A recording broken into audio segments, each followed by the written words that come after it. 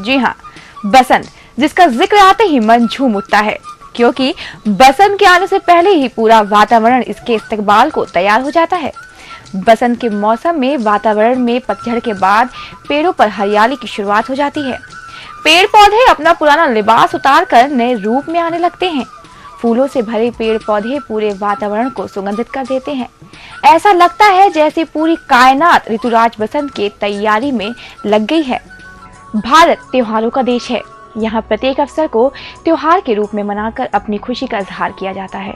हमारे देश के त्योहार केवल धार्मिक अवसरों को ध्यान में ही रखकर नहीं मनाए जाते हैं, बल्कि ऋतु परिवर्तन के मौके का भी पर्व के रूप में ही स्वागत किया जाता है। बसंत के आने के साथ ही फूल खिल उठते हैं। जब फूल खिलते हैं तो खाने की लालच में तितलियां भी अपने रंग बिरंगे पंखों से वातावरण की शोभा को बढ़ा देती हैं। फूलों की सुंदरता को देखकर भंवरे भला कैसे पीछे रह सकते हैं। वो भी मदमस्त होकर फूलों पर मंडराने लगते हैं। फिर भला हम कैसे इस ऋतु का स्वागत करने से पीछे रह सकते हैं। देश भर में बसंत उत्सव को अपने अपने अंदाज में मनाया जाता है। ऋतु परिवर्तन एक ऐसा त्योहार है। बसंत पंचमी ये ऋतु अपने साथ कई परिवर्तन लेकर आती है। कभी सूख कर दरकती धरती तो कभी इसे रिमझिम फुहारों से भिगोकर मनाने की चेष्टा करते देख, कभी शरद की कुनकुनी धूप को कोहरे में किसी उदास मन से उलझी ये धरती, मानो जैसे जो कुछ भी इंसान के मन में चल रहा है यही प्रकृति में भी प्रतिबिंबित हो रहा है।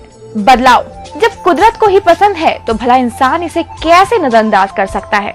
और हमारे देश में समय समय पर आने वाले त्योहार ही हैं जो लोगों के दिलों में उमंग का संचार करते हैं। इसलिए समाज में त्योहारों और ऋतुओं का अपना ही अलग महत्व है। हमारी संस्कृति के अनुसार पर्वों का विभाजन मौसम के अनुसार ही होता है।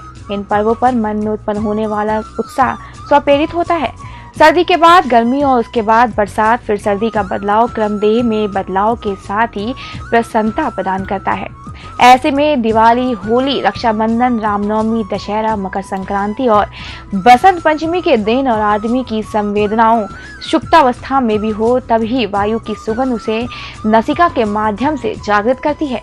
ये बात अलग है कि इससे सुख मिलता है जिसका अनुभव करना केवल चेतनाशील लोगों का काम है। बसंत ऋतु, जिसे ऋतुओं का राजा भी कहा जाता है, मगर इस ऋतु का ईश्वर की भक्ति से भी गहरा ताल्लुक है। बसंत बहार का संबंध प्रभु भक्ति से कैसे जुड़ा है, आइए हम आपको बताते हैं। बसंत पंचमी का त्योहार के रूप में मनाए जाने के पीछे कई तरह की मान्यता है। ऐसा माना जाता है कि बसंत पंचमी के दिन ही देवी सरस्वती का अवतरण हुआ था, इसलिए इस दिन विद्या तथा संगीत की देवी की पूजा की जाती है। इस दिन पीले रंग के कपड़े पहनने का चलन भी है, क्योंकि बसंत में सरसों पर आने वाले पीले फूलों से समूची धरती पीली नजर आती है। बसंत पंचमी के पीछे मान्यता ये भी है कि इसी दिन भागीरथ की तपस्या के चलते गंगा का अवतरण हुआ था, जिससे समूची धरती खुशहाल हो गई। माघ माह के शुक्ल पक्ष में पड़ने वाली पंचमी पर गंगा स्नान का काफी महत्व है। पुराणों के अनुसार ये मान्यता भी है कि बसंत पंचमी के दिन भगवान श्री कृष्ण ने पहली बार सरस्वती की पूजा की थी और तब से बसंत पंचमी के दिन सरस्वती की पूजा करने का प्रधान हो गया। बसंत का सुहाना आगमन, सब कुछ कितना सुहाना लग रहा है। बसंत पंचमी जहां ऋतुओं के आगमन का दिन है, वहीं ये विद्या की देवी और वीणा वादनी सरस्वती की पूजा का भी दिन है। इस ऋतु में मन में उल्लास और मस्ती छा जाती है और उमंग भर देने वाले कई तरह के परिवर्तन देखने को मिलते हैं। परिवर्तन प्रकृति का नियम है।